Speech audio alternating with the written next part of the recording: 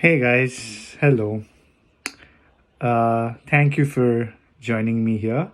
So, maybe I wanted to start kind of delving into like the topics, the different topics that I had talked about earlier. So, one of the uh, more interesting topics that I wanted to kind of bring out here and talk about and spend some time on to churn on is uh, financing. Financing and budgeting, right? So, this is something that over the course of spending a lot of time and through different personal highs and lows, you kind of learn to disassociate spending and money spending from money management on the whole. Now, what does that mean? So, you as a consumer should always know what your financial prospects are at any given time, no matter the situation you're put in. So, when I say that, being financially literate, understanding how finances are done, um, kind of getting a pulse, a gauge of the money that is coming in, and then all the avenues that you get to spend it on, be it the regular expenses that you have on a monthly basis or even the impulsive decisions, right? Things like that. So it kind of helps to uh, get a gauge of that and get that sorted out, I would say, uh, early on in your career, because that would give you the financial stability and the clarity you need to make big decisions down the line. Now, I plan to go into much more detail in separate topics, I guess, on each of these things. But what are like the key things that I think someone should know or be aware of when they think of budgeting or uh, managing your finances? So it is a 2030 rule, and there are all of these other rules that I have seen online, I've come across, I've heard influencers talk about, but I don't want to kind of put a number to it and say this is what you have to spend or this is what you have to save, but rather what would help is for you to very clearly understand on a month or for a month what is your total income. Now the income that you're getting could be from the single source of your daily job that you do, the 9 to 5 job or whatever job that you're part of. It could be that. It could also be avenues that you're exploring, that you're doing one off, that you're trying to dip your toes into, but that you see some prospects in, right? So it could be a lot of these things, but what would help is for you to kind of get a gauge of throughout the entire month, this is what my entire source of income would be.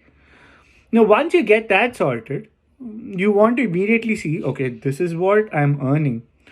What are my immediate and more necessary expenses? So things like your rent or your mortgage or your credit card bills or your medical expenses or your groceries, your utility bills. There are all of these different categories which kind of would always be there for you, right? On a monthly basis, you always see spending money into it. So recurring expenses, as I would say. So maybe once you get the gauge of the overall income, the first thing you want to do is kind of set aside a specific amount of money for your recurring expenses. And once you do that, once you get the recurring expenses sorted out, then the remaining money kind of divides into two, as to, okay, I want to use this money to say maybe make more money for me down the line. Now that could be, say, stock investments, or you invest in other scenarios like ETFs or bonds or all of these things. Or you could say, I want to start saving for some big purchase that is coming down the lane, or stuff like that. It could be any of these things, but you giving a baseline requirement of this is what I hope to save or invest in a month would go a long way to kind of help you determine what is the extra amount that you have to spend on your things that you want to. It could be something a purchase that you have been eyeing on for some time. It could be the dinner that you have been wanting to go to. It could be anything. It could be a small expense to a big one. But once you have your recurring expenses and your savings or investment, I kind of put both of those in the bracket. People don't, but I do, because at any point in time you can only do one or the other. That is how I feel about it. So once you kind of assign and allocate the money between this um, uh, pie chart, as I would say, and once you've kind of sliced off the overall amount into these two halves, the remaining is what you get to play around with. Now, uh, people who are big into investment would usually say, hey, no, maybe you should be frugal with that. You should not spend any money on it. Or maybe people would be like, you know what, you're earning it to make sure that you're having a good time, so go ahead and don't hesitate to spend. There are all of these different mindsets, but you could fall into any one of these mindsets. But once you have the both of those scenarios sorted out, it would give you the financial stability to go out and then explore. Maybe in a month you want to splurge. Maybe the next month you want to not splurge and take the money and then invest.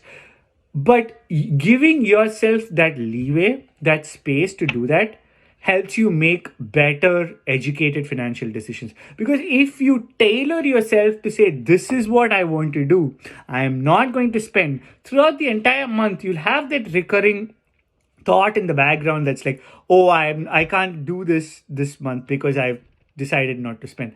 Rather than kind of constraining yourself and constantly going into this churn that you put yourself in, what would help is for you to give yourself some leeway, let yourself explore, and then come up with decisions as you go. It's a different outlook and a mindset compared to a lot of the traditional way of thinking about finances people usually talk about. But I think that is how I look at finances, and I look at budgeting.